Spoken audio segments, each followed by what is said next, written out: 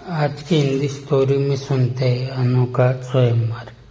उत्कल देश पर एक शक्तिशाली राजा राज करता था। उसकी एक सुंदर, प्रतिभाशाली और बुद्धिमती पुत्री थी, ऐश्वर्या।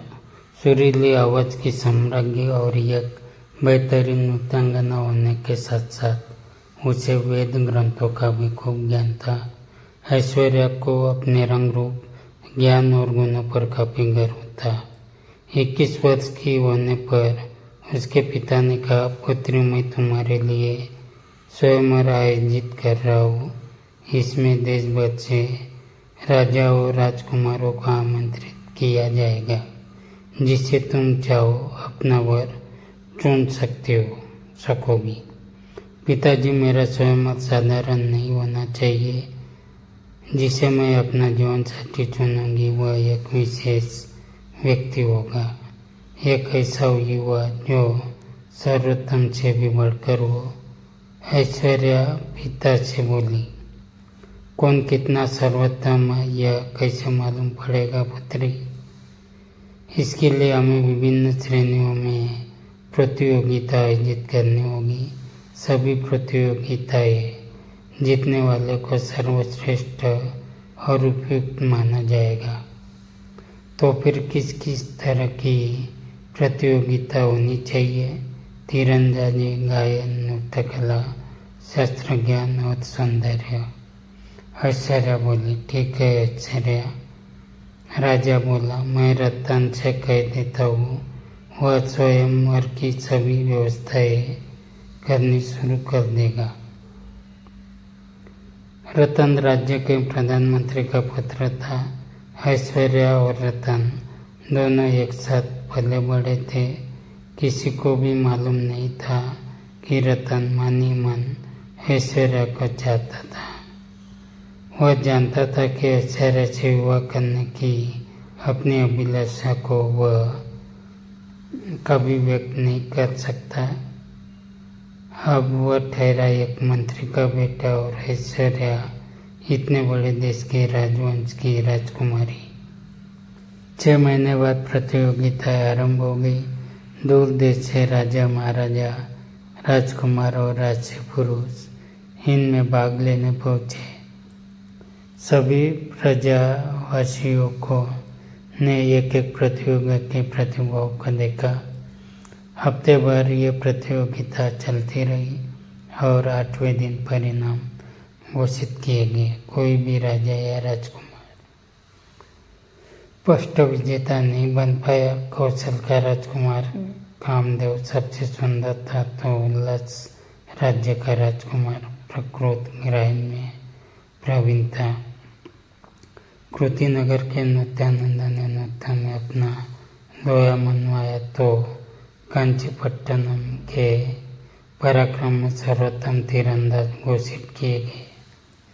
शास्त्र ज्ञान में स्वतिपुर में के ज्ञानचंद्र विजयी रहे। अब क्या किया जाए पिताजी? ऐश्वर्या ने पूछा।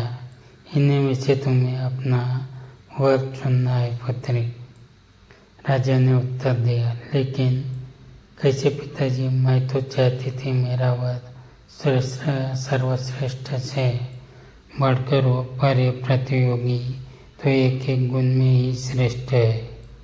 मैं तो कहता हूँ कि इन 5 युवकों को या कुछ दिन और अतिथि के रूप में रहने दो। शायद ये सामने आ जाए कि इनमें से कौन सर्वश्रेष्ठ है। राजा ने पुत्री को सलाह दी। इस तरह 5 राजकुमार महल में कुछ दिन और रहे। स्वयं को सर्वश्रेष्ठ सिद्ध करने के लिए वे हर संभव प्रयास करने लगे। सूर्य की पहली किरण के साथ ऐश्वर्या को प्रकृति की मधुर आवाज में रोमांचकारी गीत सुनने को मिलते। वह नीचे बगीचे में खड़ा गा रहा होता। जैसे ही वह सीढ़ियों से उतरकर नीचे आती तो राजसी वेशभूषा में सजा धजा कामदेव राजकुमार के समक्ष अपना प्रणय निवेदन रखने के लिए खड़ा रहता। इसके बाद ज्ञानचंद्र और राजकुमारी के साथ वेद और उपनिषदों पर विमर्श करना शुरू कर देता। फिर पराक्रम भी कहाँ पीछे रहता, वह भी राजकुमारी को अपनी धनुर्विद्या का प्रदर्शन दिखाता। शाम के समय जब वे अपने कक्ष में आराम कर रही होती तो नृत्यानंद उसे नृत्य कक्ष में अपना शास्त्रीय नृत्य दिखाने के लिए बुला लेता। जैसे जैसे ऐश्वर्या उनके साथ समय बिता रही थी वैसे वैसे उसकी उलझन बढ़ती जा रही थी। किससे विवाह करे, इस प्रश्न का उत्तर तलाश पाना स्वयं उसके लिए कठिन हो गया। वो दुविधा में उसने रतन को बताई, इसमें मैं आपकी कोई सहायता नहीं कर सकता राजकुमारी ऐश्वर्या, ये निर्णय आपका है और आपको ही लेना है। रतन विनम्रतापूर्वक बोला, क्या मतलब है तुम्हारा? मैं क्या चाहती हूँ मुझे नहीं पता। अपना सिर झुकाकर रतन बोला, विवाह के लिए आप किसी व्यक्ति को तलाश रही है या किसी गुण विशेष को? स्वाभाविक है, किसी व्यक्ति को चिढ़कर ऐश्वर्या ने जवाब दिया। तो फिर आप पर गुणों की धुन क्यों सवार है? इस चक्कर में आप वर को भूल रही है। सुंदर युवा, उत्कृष्ट नर्तक, कुशल धनुर्धर, प्रतिभाशाली गायक और शास्त्रज्ञता होने से पहले वे कैसे व्यक्ति है, क्या आपने ये जानने का प्रयास किया? रतन ने अपनी बात को मजबूती से रखा। ऐश्वर्या हैरान थी। उसने सोचा नहीं था कि रतन उसके बारे में इतनी गहराई से सोचता होगा। इससे पहले वह कुछ कहती रतन चला गया। रतन के कई शब्द रात भर राजकुमारी के दिमाग में गूंजते रहे। अगले दिन मौसम बहुत सुहाना था। पांचों राजकुमार और राजकुमारी ऐश्वर्या दक्षिण के जंगलों में के भ्रमण को निकले। रतन भी उसके साथ था। वह भूल गई कि उसके साथ सुरक्षा कर्मी नहीं है। ऐश्वर्या राजकुमार से बातें करती चली जा रही थी। इस बीच समय कैसे बीत गया उन्हें पता ही नहीं चला। तभी रतन रुका और बोला, अब हमें वापस चलना चाहिए। क्यों? लेकिन क्यों? कामदेव ने पूछा। अंधेरा होने वाला है, हमें समय से राजमहल लौट जाना चाहिए। तुम्हें डर तो नहीं लग रहा है रतन? नित्यानंद ने हंसते हुए कहा। तुम चिंता मत करो, हम है ना तुम्हारे साथ, पराक्रम बोला। हाँ, हम है न साथ में। ज्ञानचंद ने भी अपनी बात जोड़ी। उन्हें अनदेखा करते हुए रतन बोला, ऐश्वर्या, महल से निकले 3 घंटे से अधिक समय हो चुका है। महाराज चिंता कर रहे होंगे। जंगल के इस इलाके में भागे, हमारे पास शस्त्र भी नहीं है। आओ वापस चले। रतन के निवेदन को अनसुना करते हुए ऐश्वर्या चलती रही। पांचों राजकुमार तिरस्कारपूर्ण नजरों से रतन को देखते हुए राजकुमारी के संग हो लिए। उन पर ध्यान न देते हुए रतन भी उनके पीछे चलने लगा। अचानक एक जोरदार दहाड़ सुनाई पड़ी। सब रुक गए। कुछ ही कदमों में की दूरी पर एक खतरनाक बाघ खड़ा था। ऐसा बाघ ऐश्वर्या ने कभी नहीं देखा था। वह ऐश्वर्या को भगने लगा और उस पर गुर्राने लगा। इससे पहले कि कोई कुछ करता, रतन राजकुमारी के आगे आकर खड़ा हो गया। बाघ ने रतन पर नजरें गड़ा दी। रतन बोला, भागो ऐश्वर्या, भागो। बाघ भूखा है। जब तक मैं इसे रोक सकता हूँ रोकूंगा। आप भागो। हाँ, आओ ऐश्वर्या, सैनिकों को बुला लेते हैं। कामदेव ने कहा। मैं रतन को छोड़कर नहीं जाऊंगी, ऐश्वर्या बोली।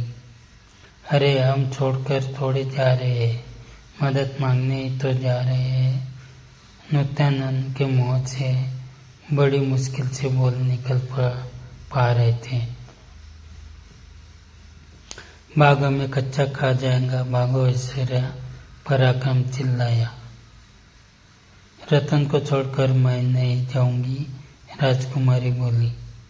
लेकिन हम तो जान बचाए, चंद्र बोला और सभी भाग लिए। रतन एक फुर्तीला और पुष्ट युवक था। जैसे ही बाघ रतन की ओर बढ़ा, रतन बाघ की पीठ पर झपट पड़ा। अपने मजबूत भुजाओं का फंदा बनाकर उसने बाघ की गर्दन को जकड़ लिया। बाघ ने उसे फेंकने की भरकस प्रयास किया, लेकिन रतन डटा रहा। तभी बाघ की जोरदार चीख निकली और वह शांत पड़ गया। ऐश्वर्या ने पलट कर देखा, सुरक्षाकर्मी पहुंच चुके थे। उनके चलाए तीरों से बाघ धराशायी हो गया था। रतन उठ खड़ा हुआ। बाघ ने उसे कोई चोटें पहुंचाई, लेकिन वे गंभीर नहीं थी। ऐश्वर्या दौड़कर रतन के पास पहुंची और उसका हाल पूछा। सुरक्षाकर्मी बोला, महाराज, आप लोगों के लिए चिंतित हो रहे थे और उन्होंने हमें आपको तलाशने के लिए भेज दिया। रास्ते में वे 5 राजकुमार हमें मिले और उन्होंने हमें बताया कि आपकी जान खतरे में है। अगले ही दिन ऐश्वर्या रतन से मिलने पहुंची।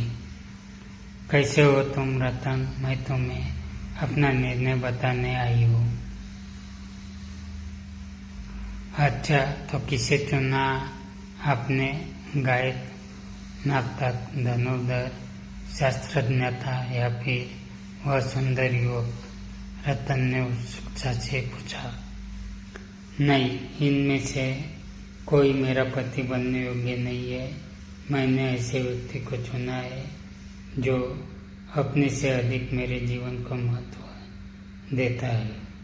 रतन ने सिर उठाकर ऐश्वर्या के चेहरे की ओर घूरकर देखा। क्या आप सच कह रही है राजकुमारी ऐश्वर्या? हाँ, मैंने तुम्हें अपने पति के रूप में चुना है। अब मैं तुम्हारे दिल की बात जानना चाहती हूँ। मुझे अपनी जीवन संगिनी स्वीकार करोगे? ऐश्वर्या, मैंने सदा आपको दिल से चाहा है। मुझे अपने योग्य समझकर आपने मुझे दुनिया का सबसे भाग्यशाली इंसान बना दिया है। एक माह के पश्चात ऐश्वर्या और रतन का विवाह हुआ। इस भव्य आयोजन में सौंदर्य की प्रतिमा ऐश्वर्या और प्रसन्न चित्त रतन को देखकर उत्कलवासियों ने वर वधू की खूब वाहवाही की।